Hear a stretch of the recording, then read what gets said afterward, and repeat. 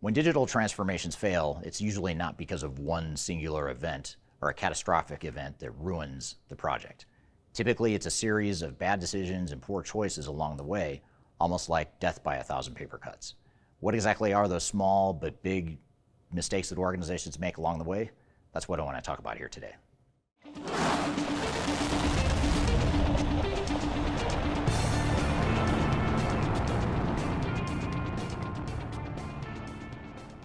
My name is Eric Kimberling. I'm the CEO of Third Stage Consulting. We're an independent consulting firm that helps clients throughout the world reach their third stage of digital transformation success. And in our business of helping clients through their digital transformations, we have a subset of clients that hire us because they've already failed in their transformations. And they'll ask us to either recover those projects, get them back on track, and or to serve as an expert witness if it gets to litigation. And in this experience, we've learned a lot about why projects fail and some of the decisions that add up and lead to a digital transformation failure. And a lot of times people want to know what that one thing is that causes transformations to fail, and typically it's not one thing. Typically it's a lot of different things. So what I want to do today is talk about how digital transformation failure is a lot like death by 1,000 paper cuts. And more importantly, I want to talk about what are those 10 things that are most commonly likely to lead to digital transformation failure if you make these decisions or these mistakes in your transformation project. Now, for more benchmarks and best practices and independent software reviews as it might relate to your digital transformation, I encourage you to download our Digital Transformation Report, which is an annual report we publish each year that covers a number of best practices and lessons from digital transformations throughout the world. And it's meant to not only cover some of the things we're going to talk about in the video today, but also some additional insights and perspectives that are meant to help you through your digital transformation. You can download that via the links in the description field below.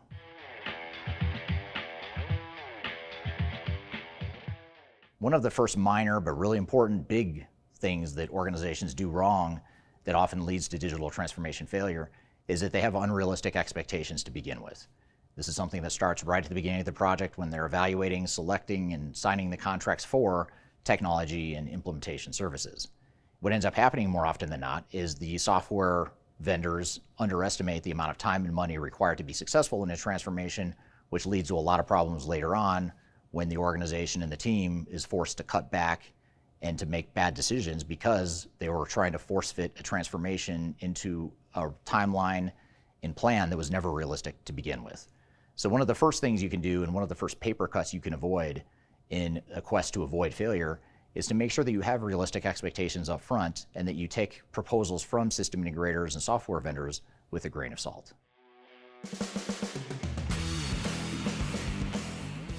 The next thing that organizations often do wrong that can lead to digital transformation failure is they choose the wrong technology. They pick a software because it's well established, it's a well-known brand, and they think that if the biggest enterprises in the world can deploy vendor A or B or C, then it must be good enough for us. And it may sound realistic on paper to do this, but if you don't have the right software that fits your needs in terms of what you're trying to be in the future, having the wrong technology is something that you can't really hide. If you're trying to deploy the wrong technology, you're likely going to fail in the project. Now, if you have the right technology, on the other hand, it doesn't mean you're going to succeed, but at least gives you the chance to succeed because you've at least chosen and are planning to deploy a technology that can handle the capabilities that you're looking for.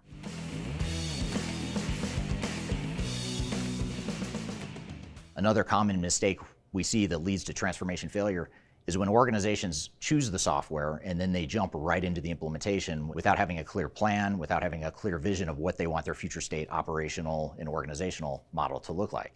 Now, the reason this is so important and such a problem if you don't do it is because if you don't have that plan and that vision for where you're headed as an organization and with your transformation, chances are extremely high that you're going to spin your wheels and waste a lot of time and money along the way. Or what often ends up happening is while you're trying to figure out what you want to be when you grow up, the meter is running on the expensive technology you just bought and the expensive system integrator and implementation consultants that are working on your project. In other words, they're billing by the hour, billing you for their time while you're trying to figure out what it is you want to be when you grow up. And a lot of organizations don't realize the magnitude and volume of decisions that need to be made in a digital transformation, which is why it's so important to take as much time as you can up front to define what that future state is so you have that clarity of your vision and overall direction for the transformation.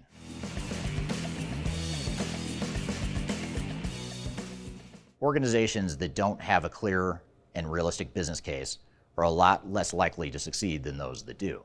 And the reason for this is even if you have to go through your transformation and it's not a question of whether or not you're going to go through the implementation in the first place, you still need that business case to help give you direction on where it is you expect to get business value and where it is that you want to invest your time and resources in the transformation. The other reason why the business case is so important is because if you don't quantify where you expect to get the business benefits, you just simply won't realize the business value that you could be getting out of your transformation. And this is a big failure point for transformations. They invest too much time and money without the business value to show for it. So you want to have a business case, not only a business case in general, but more importantly, a realistic business case that looks at the realities of what the total cost of ownership is going to be, as well as the realities of what the potential business benefits are if you're successful in your transformation.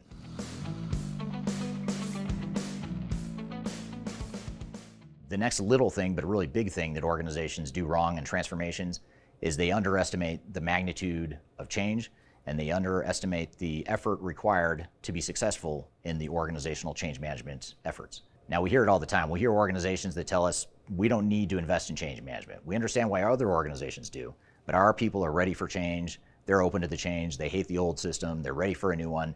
And so they mistakenly assume that change is going to be easy because their people want and are embracing the idea of a digital transformation. And the problem here is if you wait until you realize how difficult change is going to be, chances are it's too late and you aren't going to be able to get ahead of that resistance to change.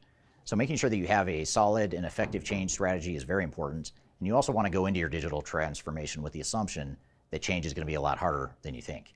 Now, as a side note, if you're looking for more best practices and more specificity around how to deploy an effective change management strategy, I encourage you to download our Guide to Organizational Change Management that covers all the different work streams and deliverables and tactics and strategies that we've seen be most successful in organizations and their change efforts. I encourage you to download that book, which you can do for free by clicking on the link in the description field below.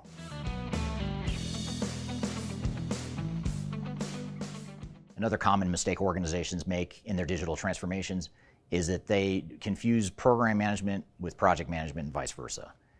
And to be clear, when you're going out and getting bids and proposals from different software vendors, they're going to tell you that they've got a project plan, a proposal for the overall project, which they do, but the project is typically one subset of a broader transformation. The problem with this is that you're often led to think that that project plan is the complete plan, but it's not. There's a lot of things that need to happen outside the project plan that a software vendor is providing to ensure that you're successful.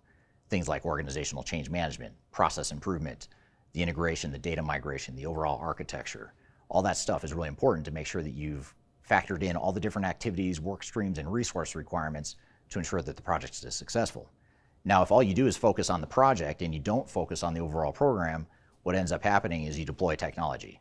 Doesn't mean you deploy it well, doesn't mean you deploy it in a way that's actually used by your business and generating business value. It just means that you successfully deployed technology that may or may not be used by your organization. So you want to make sure that you understand the difference between project management and overall program management and ensure that you manage and plan for the project accordingly.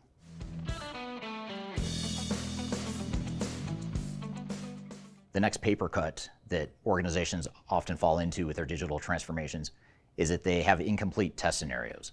So they go to test the software either through the technical testing and or the user acceptance testing, and they don't have complete scenarios that fully represent the business.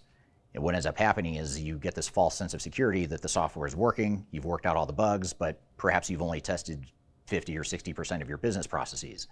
That remaining 40 or 50% that you haven't tested can be extremely disruptive at the time of go live, and therefore you want to make sure that you've captured an overwhelming majority of your business processes and tested an overwhelming majority of your business processes along the way.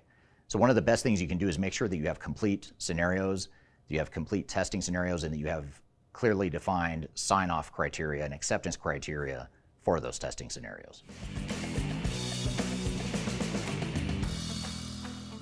Data management and migration is oftentimes treated as an afterthought during a digital transformation. We get so enamored by and focused on the new technology that we forget that we've got all this data we've got to bring over from our legacy systems. And bringing over that data from the legacy systems isn't as easy as just shifting it over. You have to clean it up. You have to make sure you have accurate data to begin with so you don't have a garbage in, garbage out scenario. And you ultimately need to map those data fields in the old systems to the new one. And then once you've done that, now you need to figure out what your reporting structure looks like and how you're going to manage that data longer term. Now, if we just wait until a couple weeks before go live to really start thinking about data, that's going to be a big problem. Again, it may be that you've deployed technology successfully, but now you've deployed technology with poor data and with no data governance and controls in place. So you want to make sure that you spend the time and effort and resources on making sure that you have a clear and effective data management, data migration strategy, and that you start those activities early on, because if you don't, that's one of the paper cuts that oftentimes leads to digital transformation failure.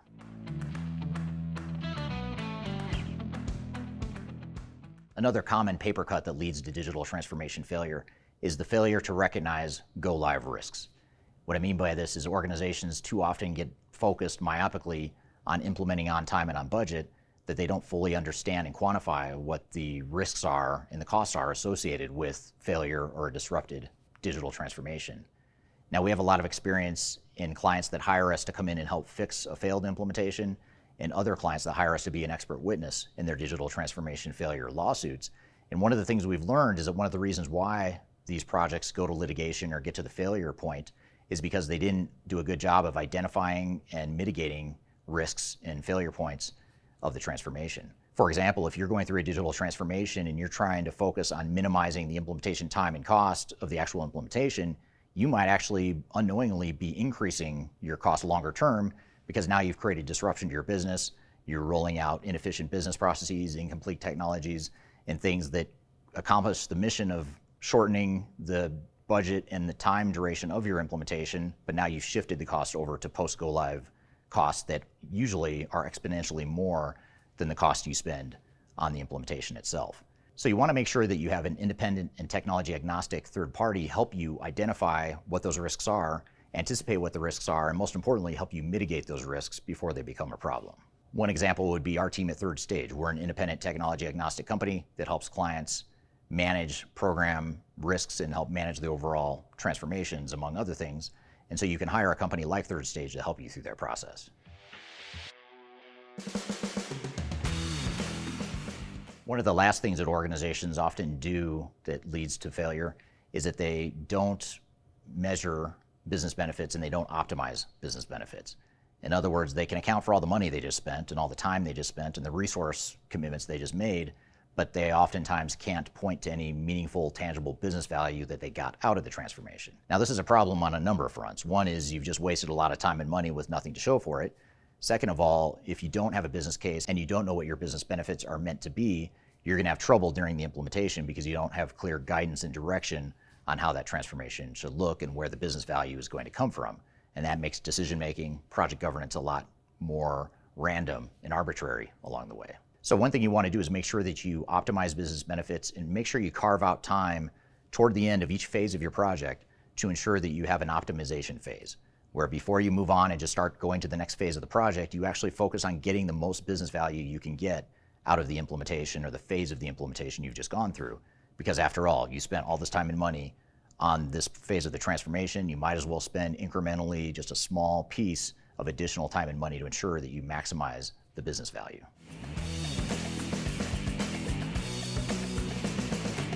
So these are just a few of the paper cuts that often lead to digital transformation failure. On the surface, they may sound fairly trivial or small, but in reality, these are big things. But it's typically not any one of these things that causes failure. It's typically a combination of all the above or some combination of other factors as well. But what is it you can do to avoid some of these paper cuts? There's really three things that I'd leave you with as you think about that. First is to make sure that you have an independent program management support function within your overall program. So ensuring that you have someone who's not biased, who's not associated or affiliated with the software vendor or system integrator, because their job is to promote their product and make sure they expand the footprint of that technology within your organization. And what you need is someone that represents you, the implementing organization, that can help ensure that you have control and ownership of the project and that you have program management in place to manage the overall vendors and players that are involved in the transformation. A second thing you can do is make sure you have a change impact assessment. Doing a change impact assessment will ensure that you have a clear understanding of where you are today and where you're headed in the future and how it's going to affect different people within your organization, which will then ultimately drive and influence how you manage change throughout your digital transformation. And that will make you more likely to succeed in your change management efforts. And lastly, and perhaps most importantly, I'll also leave you with this, which is when you're going through a digital transformation, even the 10 things I talked about here today that you want to avoid, you want to make sure that you're not just going through a checklist and just answering the question of did we or didn't we do this function. because typically it's more of a qualitative discussion of not just did or didn't we do it, but did we do each of the things we needed to do? Did we do those things well? And so that's the difference here, is you want to make sure you have a good understanding of how well you did it and what the risks are with where you are in your overall journey. So I hope you found this information useful, and for more information, I encourage you to download our book called Lessons from 1,000 Digital Transformations that includes a number of best practices and lessons learned from having helped a number of different organizations through their transformations, including those clients that hire us to help fix their failures. That's one of the important takeaways and groups of lessons that we have with our client base, is those lessons from failure are very powerful, and you can find more about that in our book. And you can download that book by clicking the link in the description field below. So I hope you found this information useful, and hope you have a great day.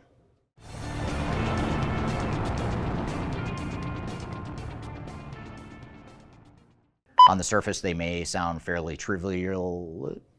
So these, okay, do that again.